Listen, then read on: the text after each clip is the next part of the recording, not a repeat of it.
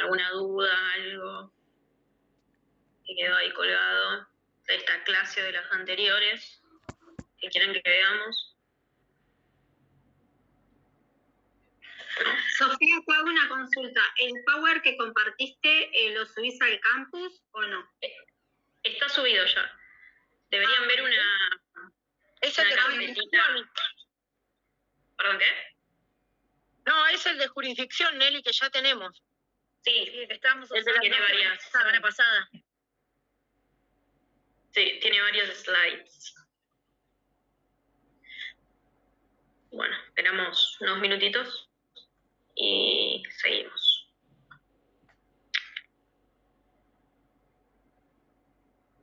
Todos pueden entrar al campus, sí, no hay problema, ¿no? Genial. Sí, todos. Sí, no hay problema.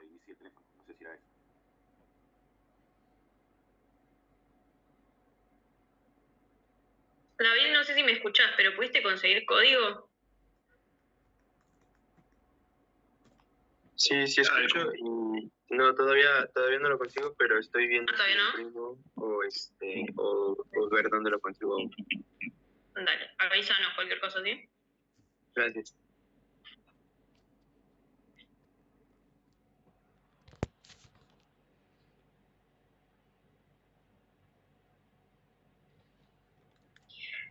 Bueno, si no hay dudas ni de prórroga ni de nada anterior, avanzamos y damos el cierre a la jurisdicción.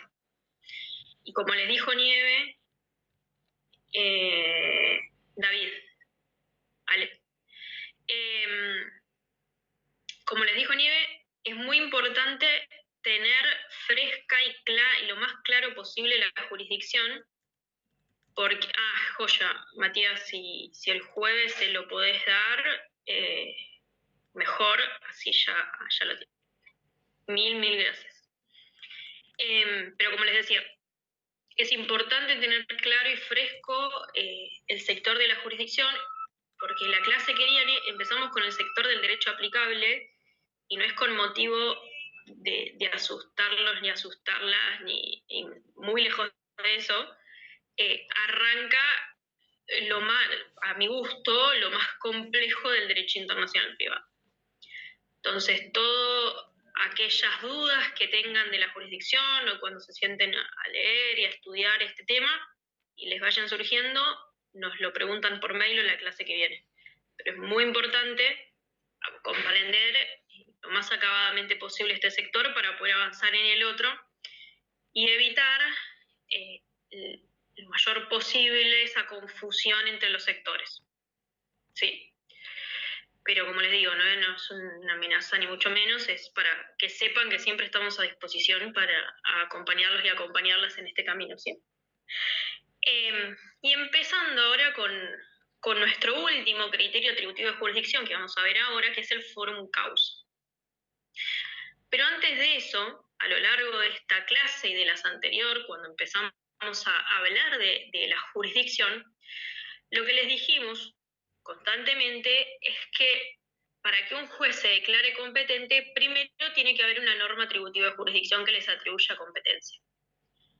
Y una vez que el juez se declaraba competente con fundamento en ese criterio atributivo de jurisdicción, después íbamos a analizar y a profundizar en el sector del derecho aplicable.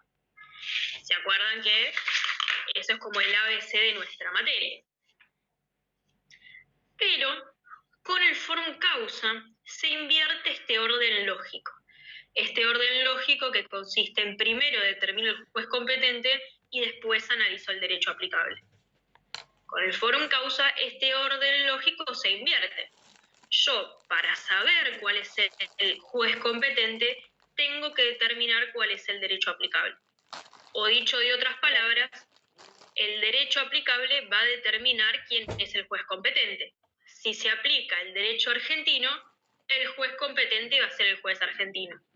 Si se aplica derecho uruguayo, el juez competente va a ser el derecho uruguayo. Es una excepción a este orden lógico que nosotras venimos viviendo durante estas dos últimas clases. ¿Hasta acá se sigue? ¿Sí? Y este forum causa solo está receptado en la fuente internacional. No hay en nuestro Código Civil y Comercial de la Nación una norma que recepte este criterio atributivo de jurisdicción del forum causa. Entonces, lo vamos a encontrar receptado tanto en el Tratado de Montevideo de 1889 como en el Tratado de Montevideo de 1980.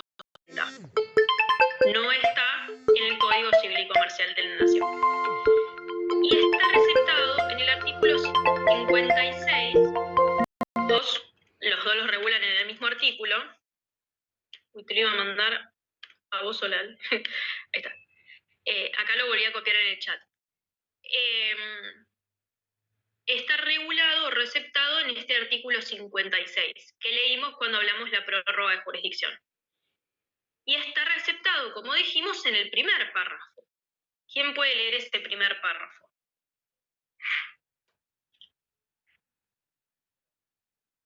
Las acciones personales deben entablarse ante los jueces del lugar a cuya ley está sujeto el acto jurídico en materia del juicio. ¿Se ve el forum causa en esta parte, en este artículo? Dice que el juez competente va a depender del derecho que se aplica al caso, a cuya ley esté sujeto el acto jurídico en materia de juicio. Una vez que yo determino qué derecho voy a aplicar a la relación jurídica, automáticamente voy a saber quién es el juez competente. Con este criterio atributivo de jurisdicción se invierte el orden lógico, ¿sí?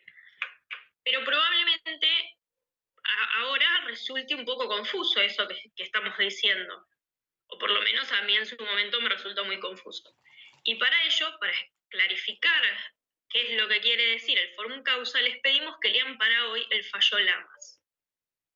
¿Quién lo pudo leer? ¿Quién puede ayudarme y comentar los hechos del caso y demás? Y hago un paréntesis. Quienes no lo pudieron leer, léanlo, es muy importante porque esto del forum causa puede llegar a ser un poco abstracto o no puede comprenderse acabadamente, así hablándolo, pero el fallo Lamas nos da el ejemplo y nos permite dar un cierre y un sentido a este forum causa. Así que quienes no lo pudieron leer para hoy, no se preocupen, pero léanlo, porque así van a comprender mucho mejor este foro, ¿sí? Este criterio atributivo de jurisdicción. Pero aquellas que sí pudieron leerlo, les pido que me cuenten los hechos, lo que se acuerden, lo que sea. Algo.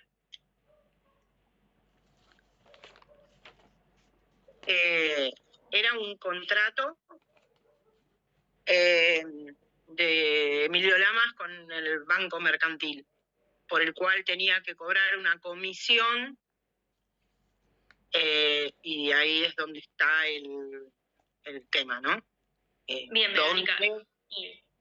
Perdón que te interrumpa, pero sí. Lo vamos haciendo ordenado. ¿Dónde tenía el domicilio Lamas? En Buenos Aires. En Argentina, muy bien, en Buenos Aires. ¿Y esta empresa, dónde tenía su sede social? En Montevideo era, en Uruguay. En Montevideo. Entonces, si nosotros agarramos el fallo Lamas y nos preguntamos por qué es de derecho internacional privado esta materia, vemos que porque nos vincula con más de un ordenamiento jurídico, porque es materia de derecho privado, porque es un contrato, y porque uno de los elementos que multinacionalizan el caso es el elemento personal.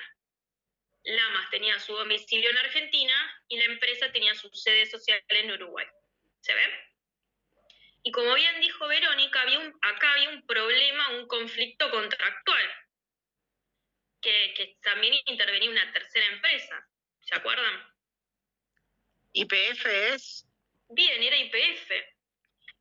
Lamas lo que decía al momento de interponer la demanda era que habían acordado con el Banco Mercantil que Lamas iba a iniciar diversas gestiones para que YPF tome un préstamo de no sé cuántos miles de dólares. Y bueno, Lamas logró que YPF tome este préstamo y no le pagaron esa comisión del 3% que supuestamente habían acordado. Hasta acá los hechos todos siguen, ¿sí? Flavio, no sé si vos querías decir algo. Sí, no, eso nada más. Iba a decir lo de los domicilios, pero justo lo respondió Verónica. Perdón, me adelanté. No, está bien, no. ¿Y qué pasó? Lamas inicia la demanda. ¿En dónde la inicia? Acá en Buenos Aires. la inicia acá en Buenos Aires. ¿Y Mercantil qué hizo? Puso una excepción de incompetencia. Por Muy incompetencia. bien, Flavia, puso una excepción de incompetencia. ¿Y en qué fundó esa excepción de incompetencia? Y en el derecho aplicable porque Lamas pretende, o sea, cita todas las normas del Código Civil argentino y bueno, la excepción, la oposición está en que son aplicables los tratados de Montevideo. En realidad el del 40, pero también citan en algunos lugares el del 89, el artículo es el mismo en ese caso, el 56, y después hay otra referencia al 42 también. Muy bien, Flavio. Entonces, lo primero que hace la sociedad mercantil andina es nuestro segundo paso en el razonamiento, detectar el marco normativo aplicable. Y ahí, Flavio, una pequeña observación, pero para que después no confundamos los sectores, no es que se funda en el derecho aplicable, se funda en la fuente aplicable, porque después nosotros tenemos un sector especial para hablar del derecho aplicable. Sí, pero está muy bien tu respuesta. Lamas dice, acá se tiene que aplicar el Tratado de Montevideo en 1940, determina el marco normativo aplicable. Entonces opone excepción de incompetencia. El caso llega a primera instancia, y primera instancia, ¿qué es lo que dice? ¿La acepta o la rechaza? Esta excepción. La rechaza. La rechaza. Se apela, esto llega a Cámara. ¿Y qué pasó en Cámara? ¿Confirma la sentencia de primera o la modifica? Dice que no son competentes los jueces argentinos. Bien, modifica el criterio sentado en primera instancia. Dice, no, primera instancia se equivocó, hay que darle curso al planteo de incompetencia que interpuso la sociedad o mercantil, ¿sí? Pero acá, ¿el problema cuál es? ¿Dónde está el problema? ¿Qué es lo que dice Mercantil Andina? ¿Qué es lo que cuestiona? El problema no pasa por la perfección del contrato virtual. Esa es una de las razones del problema. ¿Pero qué es lo que cuestiona? ¿Cuestiona el derecho aplicable o cuestiona la competencia? Y depende, porque si es un contrato de servicio, si es por contratos es un lugar, y si es por la perfección del contrato virtual que se estaría haciendo, es otra jurisdicción. Entonces el derecho aplicable cambia ahí. Está muy bien lo que dice Ángel, pero ojo, tengan en cuenta que acá estamos hablando del sector de la jurisdicción, y es este forum causa. Acá lo que Lamas cuestiona es Mercantil Andina es quién es el juez competente. Entonces, para resolver ese interrogante, los jueces tienen que razonar por el artículo 56 del Tratado de Montevideo de 1940, porque es la norma que atribuye jurisdicción. Y esa norma atributiva de jurisdicción, ¿cuántos criterios nosotros dijimos que emplea? ¿Cuántos criterios atributivos de jurisdicción emplea esta norma? 3 habíamos dicho, me parece. 3. El primero es el forum causa. El segundo es el domicilio del demandado. ¿Y dónde se domiciliaba el demandado en este caso? Uruguay. Montevideo, no. Se domiciliaba en Montevideo. Entonces, por aplicación de este artículo 56 y de este criterio atributivo de jurisdicción, ¿los jueces argentinos podían declararse competentes? No. No, porque el domicilio estaba en Uruguay. ¿Se ve? ¿Hasta acá? Entonces, los jueces argentinos, para analizar su competencia, recurren al forum causa.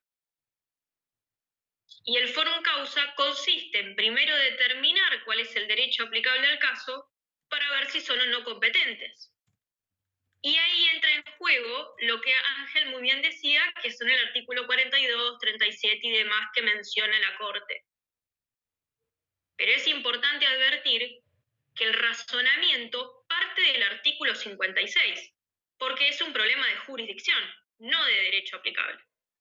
Entonces, si yo les pregunto por qué los jueces argentinos en corte se declararon competentes, y ustedes me responden por el artículo 37, porque se trata de un contrato de bla, bla, bla, la respuesta no es correcta. La respuesta correcta sería, se declaran competentes por el forum causa, artículo 56. Y ahí explican el razonamiento. ¿Se ve? ¿Competentes o incompetentes? En Cámara, incompetentes. La Corte, competente. ¿Sí? Pero ahora seguimos avanzando en cómo es el razonamiento. Pero ¿se ve de dónde parte el razonamiento? El caso resuelve o trata sobre un problema de jurisdicción, no de derecho aplicable. El gran interrogante es si el juez argentino puede o no declararse competente. La Cámara, como muy bien dijeron, sostuvo que no eran competentes. ¿Y se acuerdan por qué? ¿O qué fundamento utiliza? Bueno, el procurador cuestiona el fallo de Cámara, hace una discrepancia, ¿no? Por el artículo 42 pone, por la perfección del contrato. Muy bien, la Cámara, haciendo este razonamiento del forum causa, que ¿cuál era? Primero que hay que determinar para ver quién es el juez competente. El derecho aplicable. El derecho aplicable. Entonces, lo que hace Cámara, que después el procurador critica, es decir, bueno, primero tengo que determinar cuál es el derecho aplicable. Y la Cámara dice, para mí, este caso es un contrato celebrado a distancia, porque se acuerdan que se habían mandado por correspondencia. Entonces dice, la perfección de los contratos celebrados por correspondencia se rigen por la ley del lugar del cual partió la oferta aceptada. ¿Y dónde partió la oferta aceptada? Desde Uruguay. En Uruguay. Entonces, ¿la Cámara a qué conclusión llega? ¿Cuál va a ser el derecho aplicable al caso? El derecho uruguayo. El derecho uruguayo. Entonces, por la teoría del paralelismo o el forum causa, ¿quién va a ser el juez competente? El Uruguay. El juez uruguayo. Por conclusión, los jueces argentinos son incompetentes. ¿Se ve el razonamiento? Que todo parte del artículo 56. ¿Sí? Y el caso llega a corte. Profe, ¿Y qué es lo que dice? No entendí la última Sí. parte. ¿Cómo Bien. llega a el tema de la corte? ¿Cómo no? ¿Cómo llega el caso a la corte? Sí. Sí, ¿cómo se declara competente? No entendí eso. Nosotros recién estuvimos hablando de Cámara, de la sentencia de Cámara. Sí. Que la Cámara de Apelaciones dice que los jueces argentinos son incompetentes con fundamento en el artículo 42. Dice, se celebró un contrato a distancia y los contratos a distancia se rigen por la ley del cual partió la oferta aceptada. Y analizan el caso y advierten que la oferta partió desde Uruguay. Entonces concluyen que se aplica el derecho uruguayo. Y nuestra teoría del paralelismo nos dice que el derecho aplicable va a determinar el juez competente. Entonces, si en el caso se aplica el derecho uruguayo, son competentes los jueces uruguayos. ¿Se ve ahí, Rosa? Sí, ahora sí. ¿Sí? Sí. Esto es cuestionado y el caso llega a nuestra corte. Sí. Tenemos un voto con mayoría y un voto en disidencia. ¿Qué fue lo que dijo la mayoría? Que Flavio se asemeja un poco al dictamen del procurador. Sí, Luis. Es competente el juez argentino en este caso. Bien, el artículo 56 y el 37. Muy bien, excelente, Luis. Por el artículo 56, ¿se ve lo importante de decir son competentes por el artículo 56? Porque el artículo 37, Ale, ¿lo puedes pegar? ¿Inciso B? Así lo leemos. Ahí vamos, ¿eh? Yo les pregunto, ¿ese artículo 37 es una norma de jurisdicción o es una norma de derecho aplicable? De derecho aplicable. Es una norma de derecho aplicable. La jurisdicción es el 56, justamente. Es el 56. Que Entonces, tiene las dos costos de atribución. El foro del actor ¿no? Perfecto. Y el otro, el foro del demandado. O sea, como que por cualquiera de los dos. No, perdón. El foro del demandado y el forum causa. No receta el foro del actor. El foro causa, perdón. Y hay un tercero que es la prórroga de jurisdicción, ¿sí? El del 49. Son 3. Pero es muy correcto lo que dijo Luis. Es muy bueno su razonamiento y su respuesta. Se declaran competentes por el artículo 56, que es la norma atributiva de jurisdicción, por el forum causa. Y por el artículo 37 razonan el derecho aplicable para determinar el juez competente.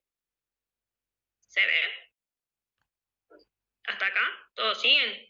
¿Y alguien advierte por qué la Corte descartó la aplicación del artículo 42 que aplicó la Cámara?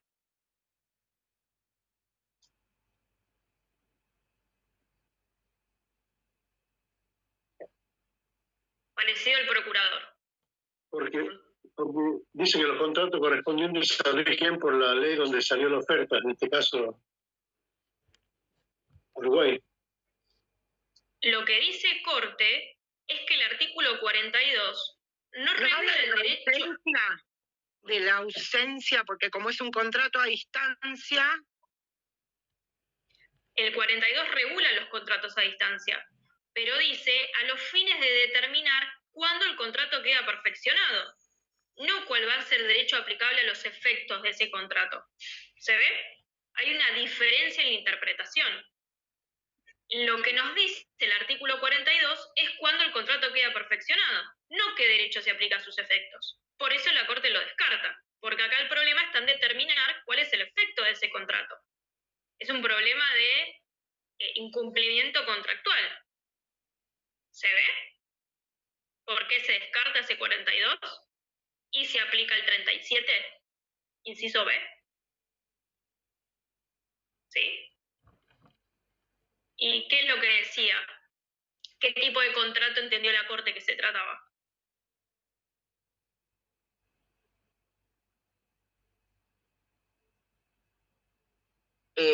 Porque era un contrato entre ausentes. Pero no entre ausentes. La Corte dijo que se trataba de un tipo de contrato. Vieron que los contratos pueden ser de locación, compra-venta, prestación de servicio y demás. ¿Qué tipo de contrato la Corte entendió que se trataba este caso? ¿Qué es lo que hizo Lamas? ¿Cuál fue su obligación? Un contrato de servicio. Un contrato de servicio. Lamas se obligó a prestar un servicio. Entonces la Corte entendió que en este caso era un contrato de servicio, más allá de que sea un contrato celebrado a distancia. Era un contrato de servicio. Ale, ¿pegás el 38, por favor? ¿Y qué decía el 38? Sí, el 38. Así vemos la interpretación. O si alguien lo tiene a mano o se acuerda qué es lo que dice. Lo puedo leer. Dice, artículo 38, en consecuencia, los contratos sobre cosas ciertas e individualizadas se rigen por la ley del lugar en donde ellas existían al tiempo de su celebración. ¿Sigo? Es largo. Sí. Las que recaigan sobre cosas determinadas por su género, por la del lugar del domicilio del deudor a tiempo en que fueron celebrados. Perdón, te interrumpo. En el que sí no. En el otro, regula específicamente los contratos de prestación de servicio. ¿Qué es lo que dice? ¿Cuál? Viste que dice, hay un párrafo en el mismo artículo. Sí. Un párrafo más abajo dice, los que versen sobre prestación de servicios recaen sobre cosas por la del lugar en donde ellas existían a tiempo de su celebración. B, si su eficacia se relaciona con algún lugar especial, por la de aquel en donde hayan, si su eficacia se relaciona con algún lugar especial, por la de aquel en donde hayan de producirse sus efectos. C, fuera de estos casos... Perdón, solo hasta el B. Porque ¿cuál es el inciso que fundamenta la Corte su decisión? El inciso B. Dice, es un contrato de prestación de servicio y entonces tiene que, el punto de conexión, que después lo vamos a ver la clase que viene, es el lugar en donde deban producirse sus efectos. La ley del lugar en donde pueda producir los efectos. Y este contrato, ¿dónde producía los efectos? En Argentina. En Argentina. En Argentina. ¿Por qué, Luis? Y porque está la planta de IPF y se aplica el derecho argentino y declaran los jueces competentes, por esa razón. Bien, porque lo que dice la Corte es, este es un contrato de prestación de servicio. Los efectos de ese contrato debían producirse en Argentina. ¿Por qué? Porque acá es donde estaba IPF y acá en el país es donde el AMA se obligó a lograr que IPF contrate ese préstamo. Entonces, como esos efectos se debían producir en la Argentina, y según el 38, inciso B, se aplica a la eficacia de ese contrato la ley en donde ese contrato produce efecto, se aplica el derecho argentino. Y si se aplica el derecho argentino, son competentes los jueces argentinos. ¿Se ve? ¿Todos pudieron seguir este razonamiento? Como todo parte del artículo 56.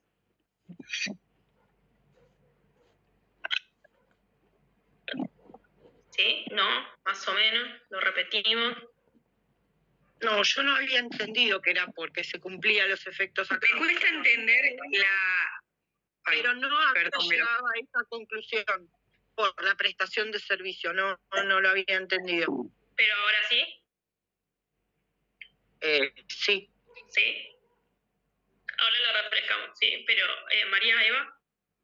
No, que me cuesta entender la lógica inversa del forum causa. Entonces, como la Corte llega, después de analizar que el derecho aplicable es el artículo 38, por entender que es un contrato de prestación de servicios y que el efecto de ese contrato se aplica acá en nuestro país, entonces eso me da el derecho aplicable y por lo tanto la jurisdicción de la norma atributiva en este caso concreto es de los jueces argentinos. ¿Así? Sí, es complejo, por eso insisto en preguntar, se ve, se entiende, no es de hincha cocos, sino porque es difícil o tiene cierta complejidad. Porque nosotros hasta ahora le dijimos, son para primero determinamos la jurisdicción y después vemos el derecho aplicable. Y acá les estamos invirtiendo eso que nosotros dijimos. Le decimos, primero fíjense el derecho aplicable y cuando logran determinar el derecho aplicable, ese va a ser el juez competente, el juez de ese derecho que se aplica. Por eso el forum causa tiene esta complejidad. Entonces acá lo que hace la Corte y lo que hacen todas las instancias es partir del forum causa, partir del artículo 56. Agarran el artículo 56 y dice, acá no hubo prórroga de jurisdicción, entonces no puedo aplicar el tercer párrafo. Acá no puedo aplicar el foro del demandado, porque se domicilia en Uruguay. Entonces no me puedo declarar competente por el domicilio del demandado. Entonces pasan a analizar el forum causa, el primero de ellos, ahí voy a leer, para determinar si son competentes o no. Si la empresa hubiera estado domiciliada acá, ni el fallo no lo estaríamos viendo en esta clase, porque no hay forum causa que analizar. El problema está que el domicilio de la empresa no se localizaba en el país y los jueces hicieron un poco de malabares aplicando este foro para determinar su competencia. Entonces, lo que te dice el forum causa es, para determinar el juez competente hay que analizar el derecho aplicable. Entonces, la Corte y todas las instancias analizan qué derecho se va a aplicar al caso. Pero vean, y esta es una gran desventaja del forum causa, que depende de la interpretación que se le da a las normas, es la solución a la que yo voy a llegar para determinar la competencia. Porque ni siquiera la Corte en su mayoría estuvo de acuerdo con que los jueces argentinos eran competentes, porque tuvo un voto en disidencia que votó igual a la Cámara. Entonces esta es la gran desventaja del forum causa, que depende cómo yo interpreto la ley que regula el derecho aplicable, es el juez que yo voy a considerar competente. Y la Cámara entendió que este era un contrato de prestación de servicios. Y a ver en qué lugar recaían los efectos de ese contrato era lo que iba a determinar qué ley se aplica, por el 38 inciso B.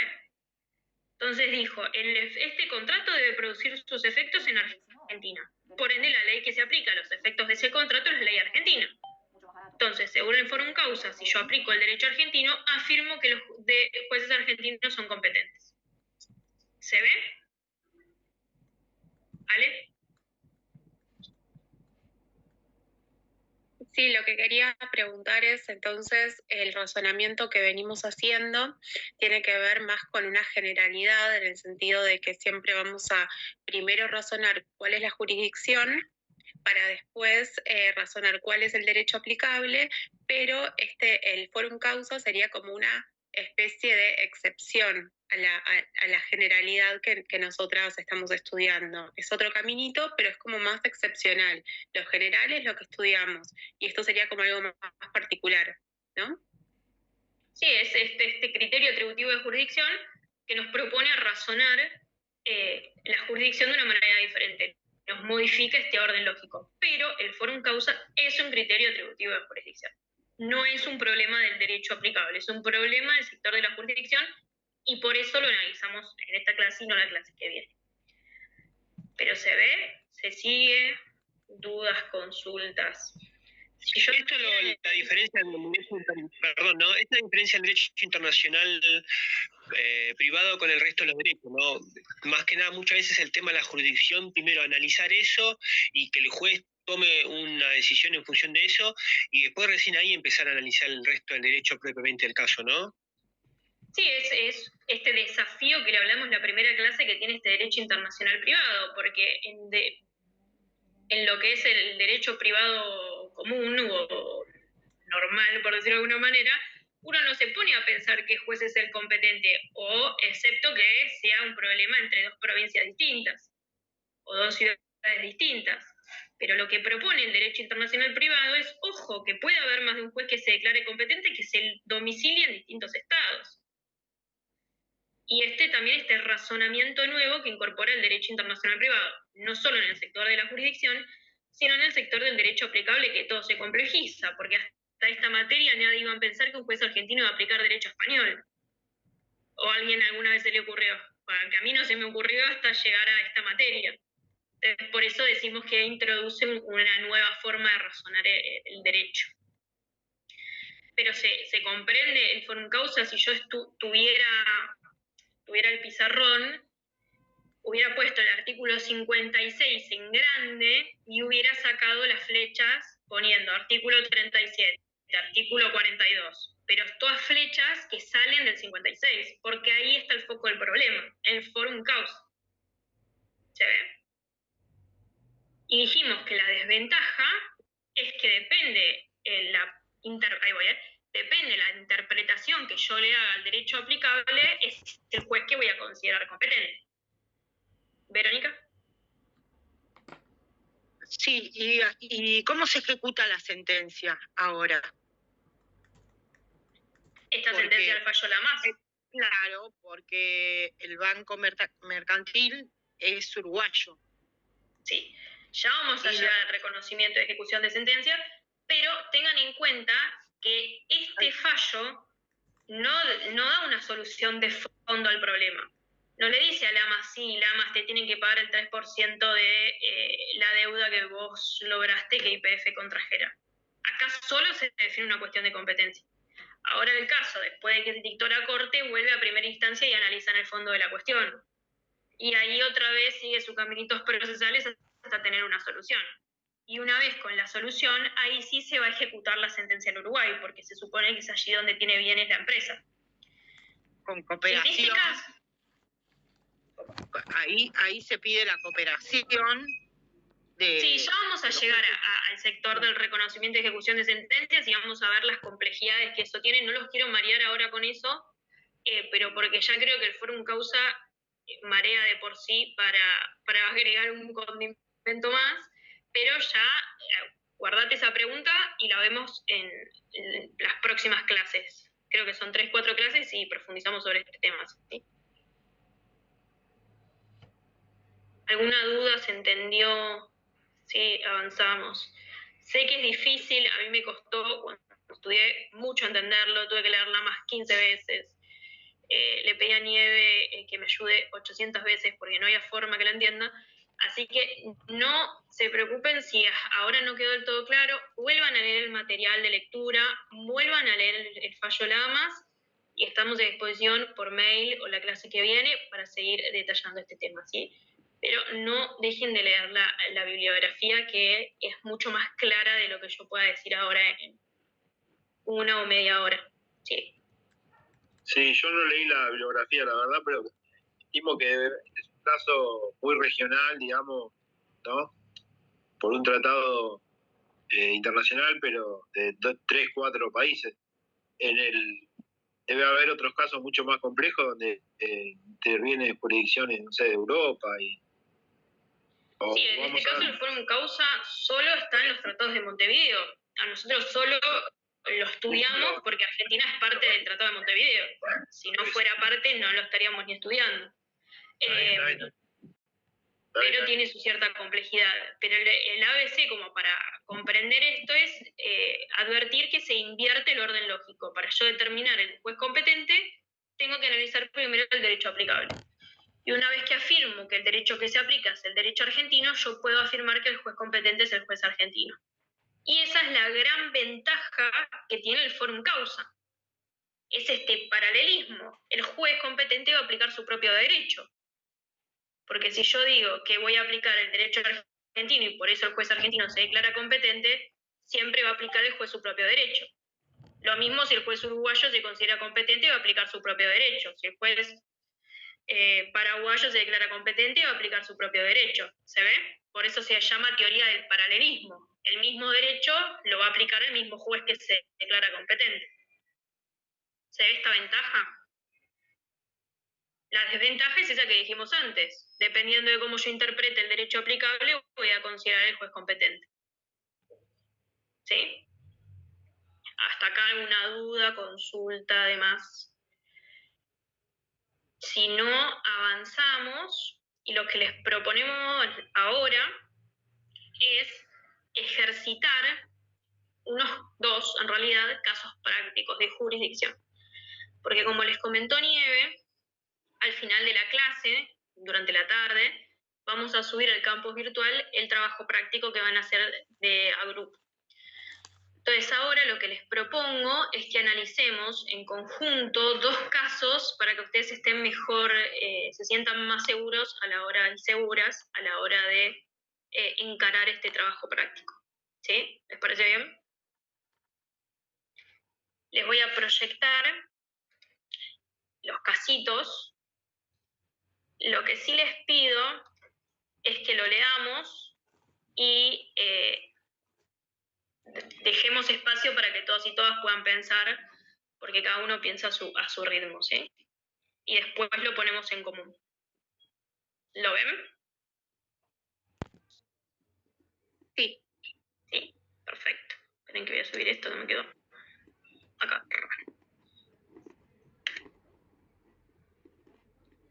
Bueno, acá tienen este paso a paso, que es lo que estuvimos viendo durante esta clase y las clases anteriores. Este paso a paso, lo primero es identificar los elementos relevantes del caso y los estados en que se localizan los hechos que multinacionalizan. Entonces, como en un caso práctico, ¿qué es lo primero que hay que hacer según este paso 1 que acá nos indica?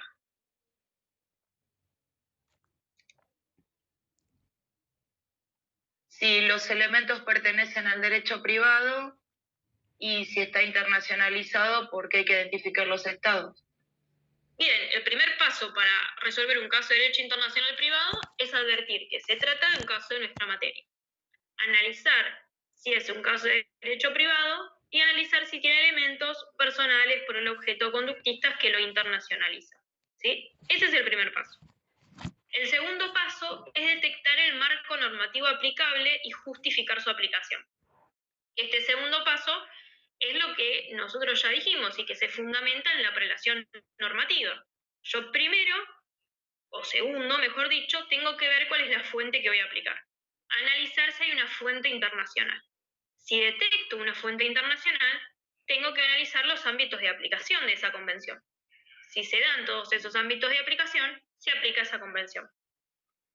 Si hay uno de esos ámbitos, personales, materiales, espaciales o territoriales o temporales, que no se dan, entonces esa fuente no es aplicable al caso y sigo avanzando en mi razonamiento.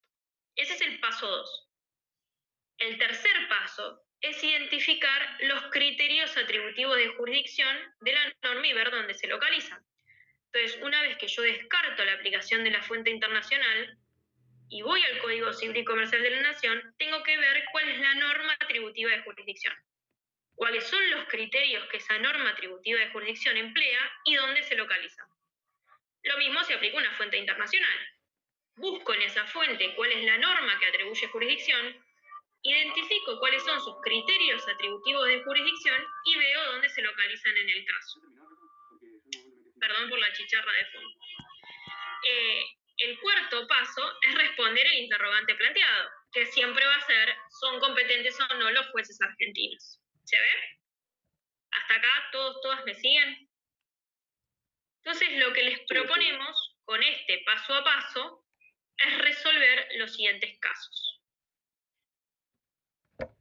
Se me trabó el mouse. Cosa que me olvidaba, recuerden no confundir el sector de la jurisdicción con el sector del derecho aplicable.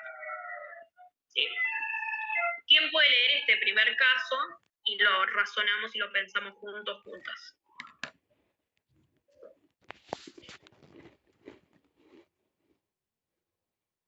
Un matrimonio celebrado en Buenos Aires entre una persona de nacionalidad boliviana y otra de nacionalidad argentina instala su domicilio en la ciudad de Buenos Aires para después trasladarlo a la ciudad de Cochabamba, donde vivieron 10 años juntos, hasta que deciden separarse. Un año después de separados, regresan a la Argentina. Y el interrogante es, ¿pueden iniciar en nuestro país el divorcio por presentación conjunta? Me faltó el N ahí en el... Pero bueno, ustedes lo entenderán. Entonces, ¿qué es lo primero que tenemos que analizar para responder este interrogante? Que es de derecho privado internacional, de nuestra materia. Que es un caso de derecho... Muy bien, María Eva. Y acá, ¿cómo respondemos? María Eva o quien quiera responder. Que sí, que es un caso de nuestra materia, es de derecho privado. Bien, ¿por qué? Porque se está analizando el divorcio entre dos personas. Bien, porque el divorcio es una materia de derecho privado. Muy bien. Y además, ¿qué es lo que tengo que verificar? Que se implica más de un ordenamiento normativo. ¿Y cómo verifico eso? Si están involucrados más de un Estado. Bien, pero ¿cuáles son los elementos que a mí me permiten afirmar que un caso es internacional? En este caso, el personal, el domicilio. Bien, ¿por qué?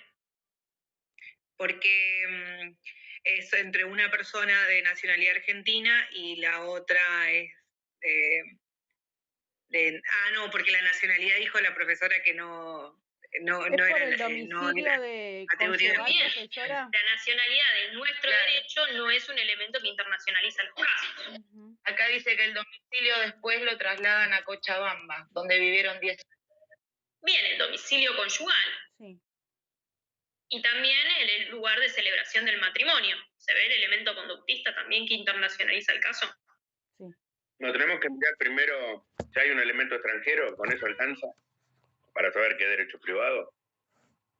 No, para saber qué es de derecho privado, tiene que ver con alguna de las materias que ustedes estudiaron antes de derecho internacional privado, que sea de derecho privado, contrato, familia, demás. Ahora el otro interrogante siguiente es si se trata de un caso internacional. Y para saber si es internacional o para saber si nos vincula con más de un Estado, tenemos que analizar los elementos que internacionalizan el caso. Si hay un elemento personal, por ejemplo, los domicilios de las partes, si se domicilian en distintos estados, si hay bienes que se localizan en distintos estados, O, por ejemplo, un elemento conductual que puede ser la celebración de un contrato, o la celebración de un matrimonio, o los efectos de un contrato que se localicen en distintos estados. Ese es el primer paso del razonamiento. ¿Se ve? ¿Hasta acá todos siguen este razonamiento? ¿Sí? Ahora que sabemos que es un caso de nuestra materia, ¿qué es lo que tenemos que analizar?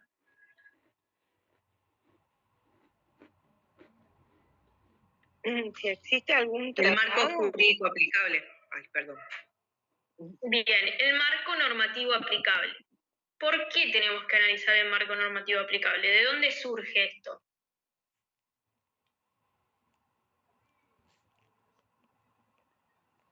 Para ver si es viable que ellos puedan presentar el divorcio ante un juez argentino.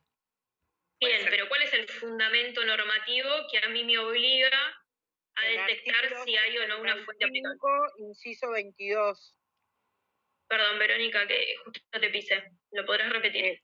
El artículo 75 de la Constitución, inciso 22, que dice que si hay algún tratado, tiene rangos superiores a las leyes. Muy bien. El artículo 75 y 122 recepta la prelación normativa. No es que yo me fijo si hay un tratado internacional porque se me ocurrió en el momento, es porque la Constitución me obliga a hacerlo, porque los tratados de derecho internacional privado tienen jerarquía superior a las leyes. ¿Se ve? Entonces, cuando ustedes en el trabajo práctico hagan este análisis de prelación normativa, lo primero que tienen que decir es que por el artículo 75, inciso 22, los tratados internacionales tienen jerarquía superior a las leyes. Por eso analizo si existe un tratado que se aplica al caso. ¿Se ve hasta acá? Y en este caso sería el de Montevideo de 1889. Excelente, María Eva. Excelente, muy bien. Ah, ok. ¿Todos siguen? Hasta acá, entonces, analizo una fuente internacional con fundamento en el artículo 75, inciso 22 de la Constitución Nacional y por el 2601, que se acuerdan que vimos que receptaba también la prelación normativa. ¿Se ve? Y acá, como María Eva muy bien advirtió, se encuentra vigente el Tratado de Montevideo de 1889. Ahora, ¿basta para decir que Bolivia y Argentina son parte para aplicar este tratado o esta convención? No, hay que ver si está vigente también. ¿Y qué más? ¿Cómo se llama eso? Analizar eso. ¿Con qué nombre lo conocemos? Criterios atributivos de jurisdicción. No, eso es para determinar el juez competente. Acá todavía seguimos en nuestro paso número 2, que es detectar nuestra fuente aplicable. Ah, ok. Los ámbitos de aplicación. Los ámbitos de aplicación del tratado. Tengo que ver en el artículo o detectar en el Tratado de Montevideo de 1889 cuál es el ámbito material, cuál es el ámbito personal, cuál es el temporal, cuál es el espacial, para ver si yo puedo aplicar en este caso el Tratado de Montevideo de 1889. Entonces, si yo quiero ver si se cumple el ámbito de aplicación material, ¿qué es lo que debo verificar? La materia, en este caso divorcio. Bien, ver si el Tratado de Montevideo en 1889 regula y recepta el divorcio. Entonces, si yo veo que recepta el divorcio, que lo hace, paso al siguiente, que es el espacial, que es lo que yo tengo que verificar para ver si se cumple con el ámbito de aplicación espacial. Que ambos estados tengan ratificado el tratado. Bien, que ambos estados sean parte del tratado. ¿Y qué más tengo que verificar? ¿Qué otro ámbito? Y que esté vigente ese tratado. Bien, ¿y cómo se llama ese ámbito de aplicación? El temporal. Temporal. Ámbito de aplicación temporal. ¿Y qué más tengo que verificar? Que esté vigente y qué más.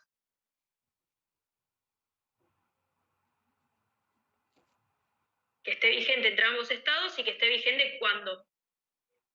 Al momento del hecho del divorcio. Al momento que se suscita el conflicto. ¿Se ve? Voy a dejar de compartir un segundo. porque somos 32 y me responden 3. Entonces yo necesito saber si todos siguen, no es que digo que todos me tienen que responder, pero solo para chequear, porque no los veo a todos, para chequear si todos están siguiendo este razonamiento, que es muy importante, o si alguien no lo entiende o lo que sea. Sí, profesora. Porque ¿sí? ¿Todos siguen este razonamiento? Sí, yo apagué la cámara un momento porque si no se me corta la señal por el tiempo que... No te preocupes, no pasa nada. No es a modo crítica, es a modo de preocupación mía, que como solo cuando comparto pantalla veo a 3, no sé el resto si está siguiendo o no, porque es muy importante esta parte que nosotros estamos hablando. Bueno. Parecemos pesadas haciendo esto de forma lo más desintegrada posible, pero porque es importante que interioricen este razonamiento para después poder aplicarlo lo mejor posible, ¿sí? Entonces ya analizamos que es un caso de derecho internacional privado, ya analizamos cuál es la fuente aplicable del caso, que es el Tratado de Montevideo de 1889, ya un poco por arriba vimos que se verifican todos los ámbitos de aplicación del tratado, y ahora ¿cuál es el siguiente interrogante que debemos responder? Ahora sí, los criterios atributivos de jurisdicción. Bien, detectar en el tratado si hay una norma que regule la jurisdicción. Y si alguien tiene el tratado ahí y puede buscar cuál considera que es la norma atributiva de jurisdicción que aplica el caso.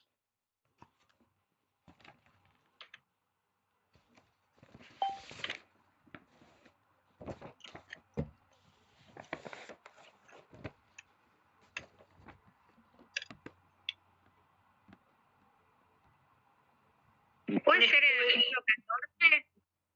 ¿Qué dice el 14? Los derechos y deberes de los cónyuges en todo cuanto se refiere a sus relaciones personales se rigen por las leyes del domicilio conyugal. ¿Qué opinan? ¿Es una norma de jurisdicción o de derecho aplicable? Ese es el Tratado del 80. Ah, no. Está bien, estamos con el del 89 igual, ¿eh? Pero ese Eso es aplicable, me parece, se rige, dice.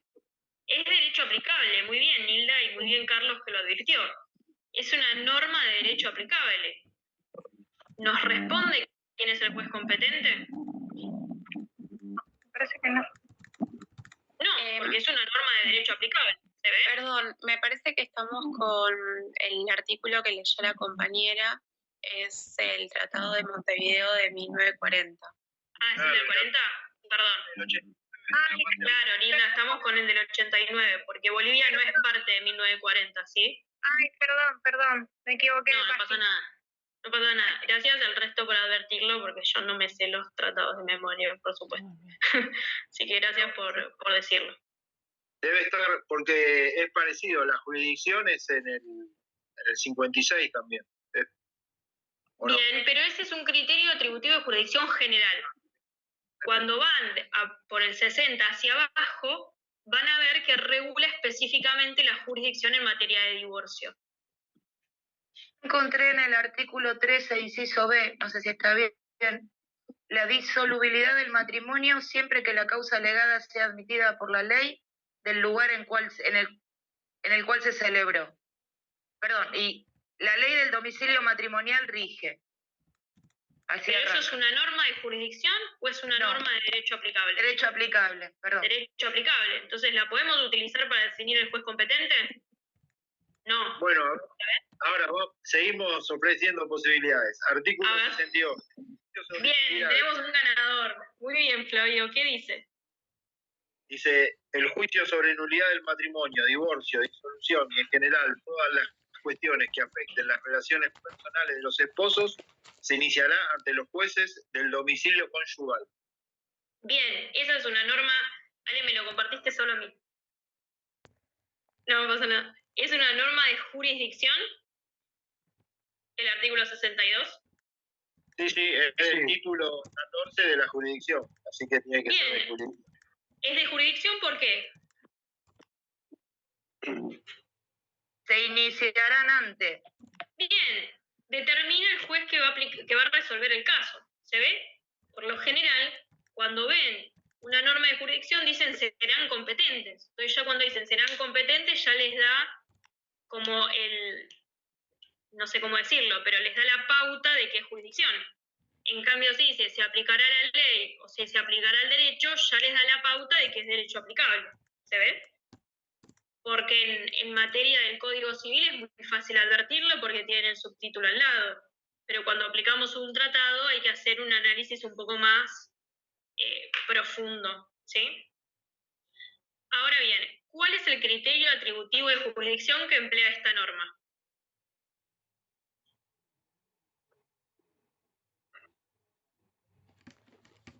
Domicilio conyugal. Domicilio conyugal, muy bien. Ese es el criterio atributivo de jurisdicción.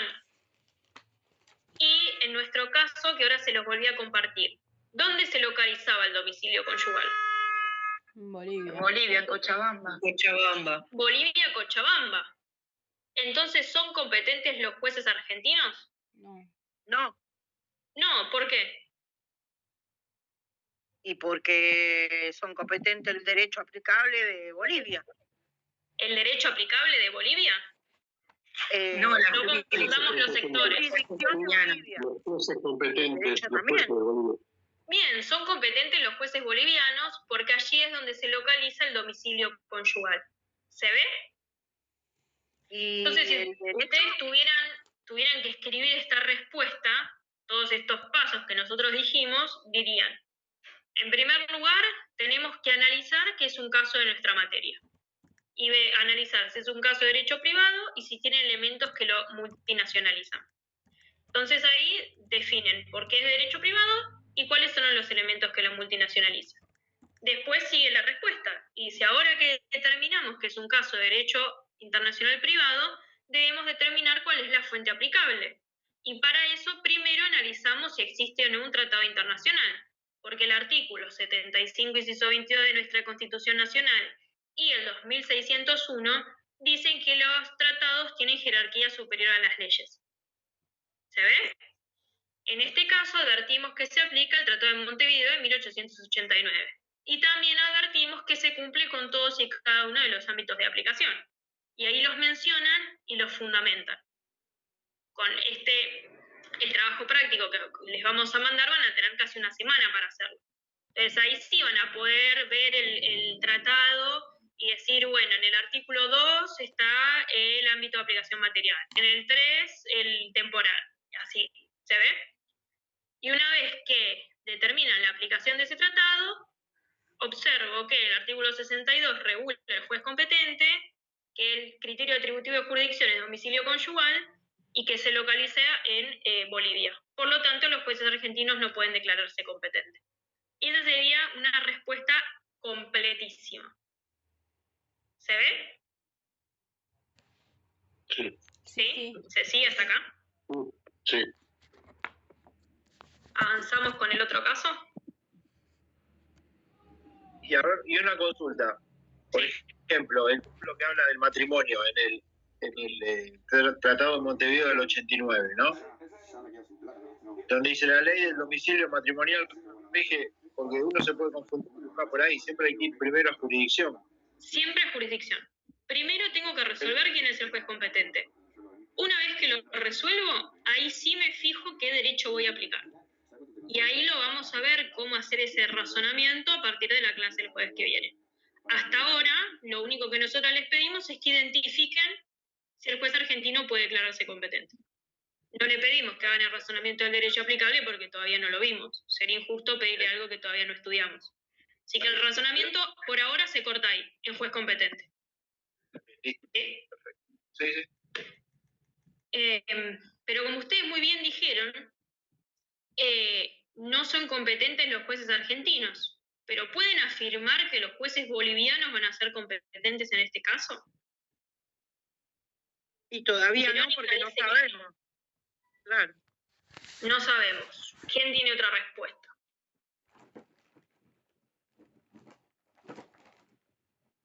¿Todos opinan que no podemos afirmar que los jueces bolivianos van a declararse competentes?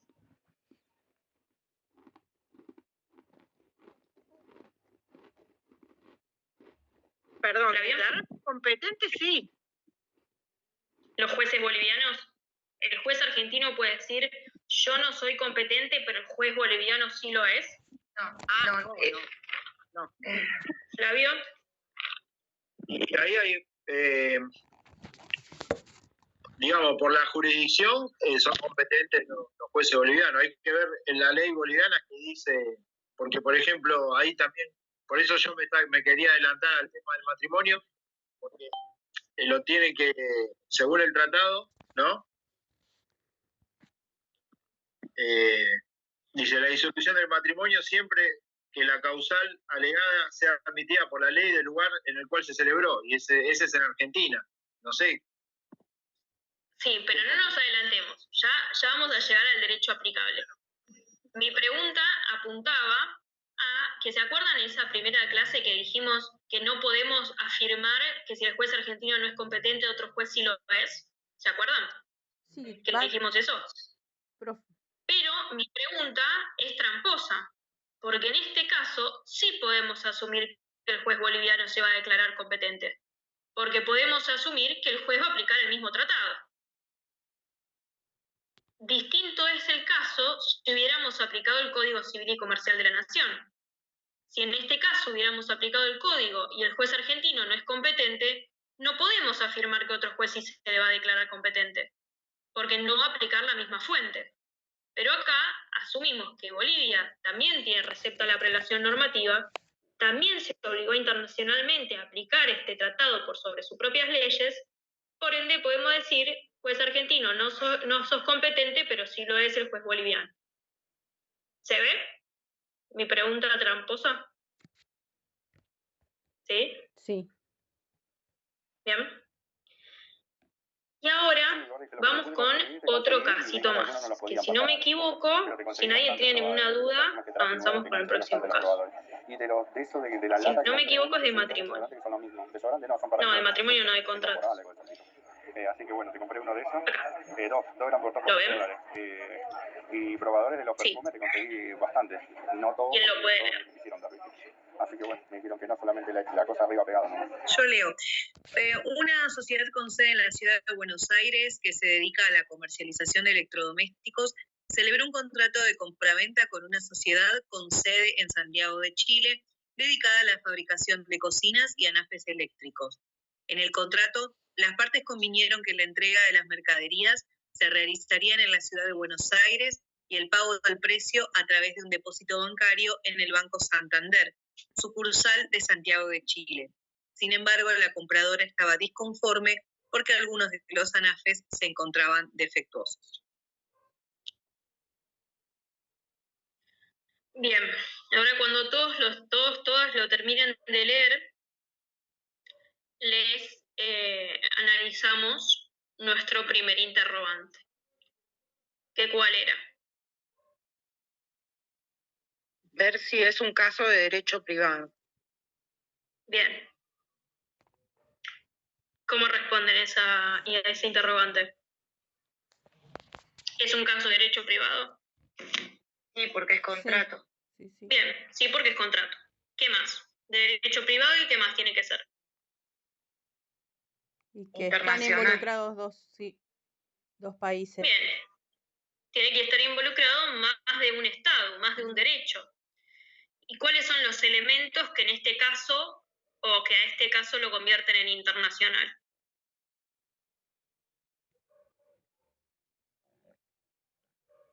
Los domicilios de las partes. Bien, David, ¿por qué? ¿Dónde se localizan? Uno está en la ciudad de Buenos Aires y el otro está en Santiago de Chile. Bien. En este caso, cuando hablamos de sociedades, no hablamos de domicilio, pero sí hablamos de sede social, que también es un elemento personal.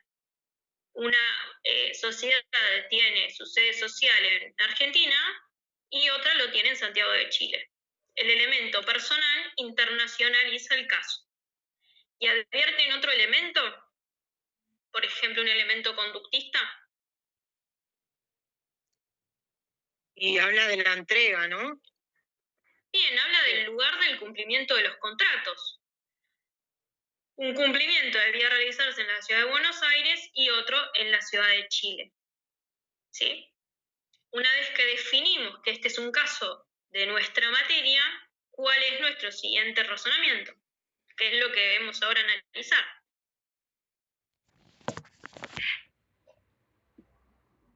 El ámbito de la prelación normativa. Antes de adentrarnos en los ámbitos de aplicación, primero tenemos que analizar la prelación normativa, porque si no advertimos tratado, no hay ámbito de aplicación que analizar. ¿Se ve, Verónica? ¿Sí? Sí. Me olvidé. No hay problema. Estamos acá para practicar. Entonces acá hay que analizar si se aplica algún tratado o no a nuestro caso. ¿Y por qué tenemos que hacer este análisis? ¿De dónde surge? ¿Cuál es el fundamento normativo? Lo que había dicho Vero antes, el 75 y el inciso 22 y el 2601. Perfecto. ¿Y qué dicen esos artículos? Y que los tratados internacionales internacional es superior a las leyes.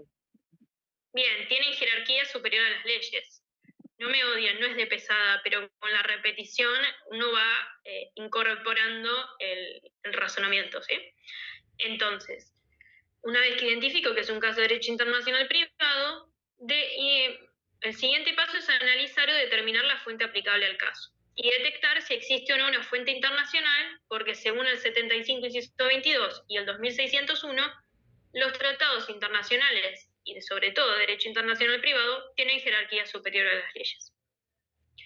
Y en este caso, de alguno de los tratados que nosotros vimos cuando analizamos la prórroga, ¿Chile es parte? No tenemos con Chile. No tenemos ningún tratado que en materia contractual nos vincule internacionalmente con Chile. Entonces, ¿qué hago? Se aplica el Código Civil. La normativa interna, la fuente interna. Aplico la fuente interna de derecho internacional privado, el Código Civil y Comercial de la Nación. ¿Se ve hasta acá? ¿Todos siguen este razonamiento? Sí. ¿Sí? ¿Y cuál es ahora el paso siguiente? Una vez que vemos que no hay fuente internacional y que se aplica el Código Civil y Comercial de la Nación. Ir al artículo 2650 que establece la jurisdicción en materia de contratos. Perfecto. El siguiente paso del razonamiento es determinar cuál es la norma que atribuye jurisdicción. Y como muy bien dijo María Eva, en el código es más sencillo poder identificar cuál es la norma atributiva de jurisdicción, porque tenemos los títulos y tenemos los subtítulos. Entonces, si es un caso de contrato, vamos a la sección de contratos y ahí buscamos la norma que nos atribuye jurisdicción. Y como muy bien dijo María Eva, es el 2650. ¿Y cuál es el criterio, cuántos criterios atributivos de jurisdicción emplea esa norma? 3. Bien, Nida, ¿cuáles son? ¿Los leo? Sí, o como vos prefieras. Bueno, el inciso A dice: los jueces del domicilio o residencia habitual del demandado. Si existen varios demandados, los jueces del domicilio o residencia habitual de cualquiera de ellos. B. Bien, perdón que te interrumpo. El inciso A es el foro del demandado, el foro general. Por este inciso, ¿los jueces argentinos pueden declararse competentes en nuestro caso? Se los comparto de nuevo. No, porque la empresa no era chilena. Claro. Bien, no importa la nacionalidad, aunque las empresas no tengan nacionalidad, pero la respuesta precisa es porque tiene su sede social en Chile. Por este criterio atributivo de jurisdicción, no pueden declararse competentes los jueces argentinos. ¿Se ve? Sí. Entonces analizo el siguiente. ¿Cuál es? B. Los jueces del lugar del cumplimiento de cualquiera de las obligaciones contractuales. ¿Este es el conductista? Esos son los elementos que internacionalizan el caso. Ahora nosotros estamos analizando los criterios atributivos de jurisdicción. Y este criterio atributivo de jurisdicción es el lugar del cumplimiento. ¿Sí? Lugar de cumplimiento de cualquiera de las obligaciones del contrato. Entonces acá hay que analizar dónde debían efectuarse, dónde se localizan esas obligaciones del contrato. Ay, perdón, se fue. Y tanto en Buenos Aires como en Santiago de Chile. O sea que si es cualquiera, puede ser cualquiera. No, o sea, da todas las posibilidades. Bien, si es cualquiera, basta que uno se localice en nuestro país, basta que uno de los efectos de ese contrato se realice en nuestro país o esas obligaciones del contrato se localicen en el país para que el juez argentino se declare competente. Entonces la pregunta es, ¿el juez argentino puede declararse competente por este inciso? Sí. Sí, ¿por qué? ¿Cuál es la obligación que debe cumplirse en el país? Hay un cumplimiento acá. La entrega de mercancía. Muy bien, la entrega de mercadería se cumplía en el país. Por ende, los jueces argentinos pueden declararse competentes por el 2650 inciso B. ¿Se ve? Sí. ¿Cómo es el razonamiento? Ahí, profe, con que ya el B nos dé el criterio atributivo de jurisdicción a los jueces argentinos, no sigo analizando más.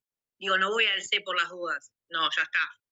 Ya es suficiente. Si vos querés, para completar tu respuesta, decir que por el inciso B tampoco, porque no hay una agencia o sucursal que se localice en el país del demandado, tu respuesta va a estar bien igual. ¿Sí? Pero basta con identificar que haya uno de estos criterios de atributivo de jurisdicción, que cómo son estos criterios que emplea la norma de esa clasificación que vieron con Nieve. ¿Se acuerdan? Concurrentes, único, exclusivo.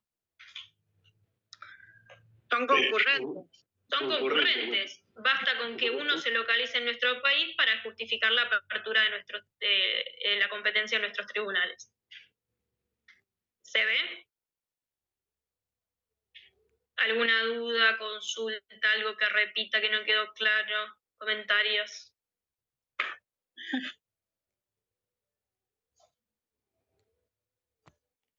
¿No? ¿Mucha información por hoy? Demasiada.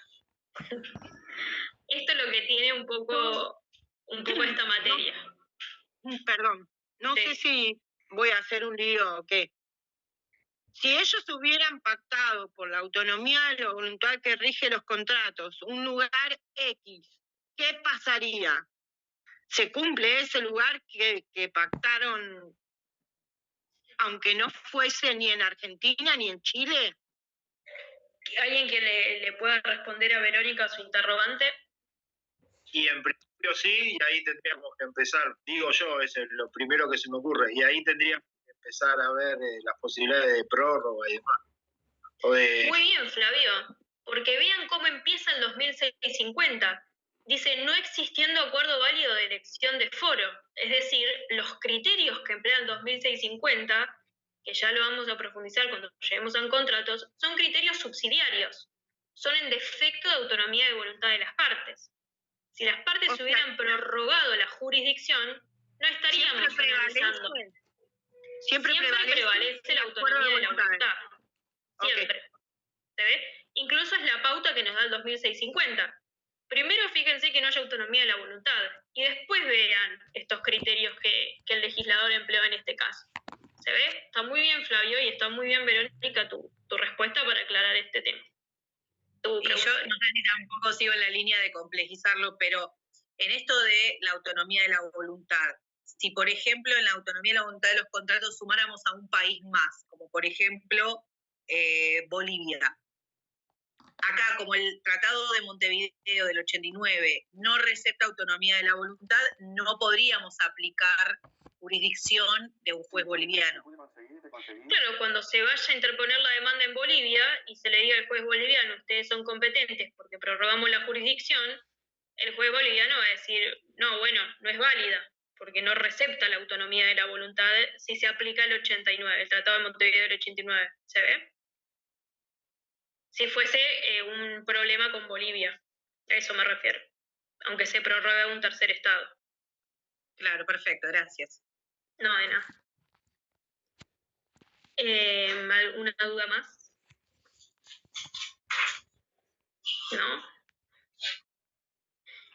Bueno, lean, estudien. Yo tengo Sofía, tengo una pregunta con respecto a lo que dijo María Eva, porque por ahí interpreté mal. Bolivia no forma parte del conflicto, sino que es el lugar que las partes decidieron, la jurisdicción que las partes eligieron para resolver los conflictos. Entonces, ¿no aplicaría el de Montevideo de 1889? Porque no es parte del conflicto.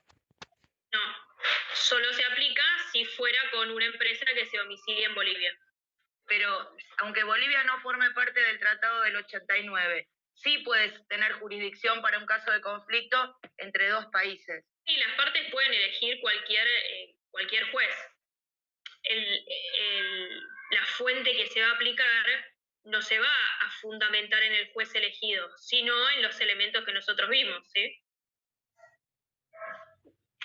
¿Se ve? Sí, gracias.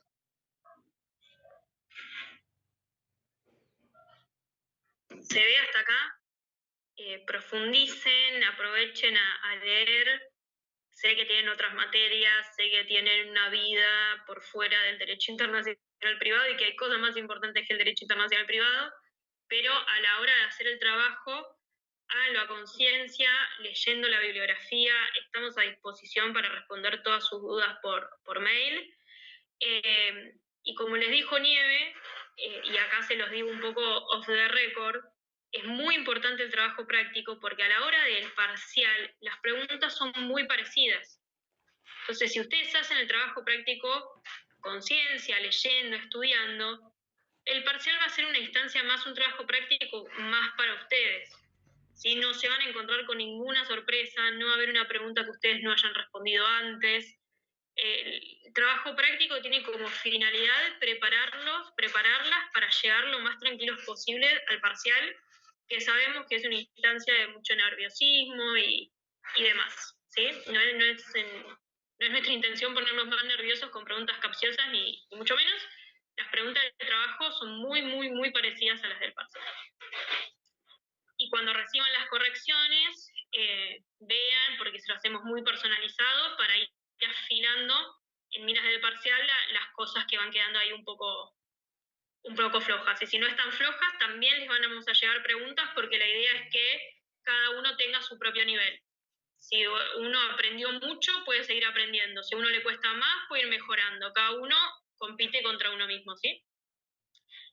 Así que si no hay ninguna duda, nada más, los libero un rato antes y les deseo un buen fin de semana. Bueno, gracias. Gracias. Gracias, profe. Gracias, Saludos. profe. Buena semana. Gracias. Buen fin de semana. Gracias, profe. Saludos. Adiós. Buena semana. Gracias, profe.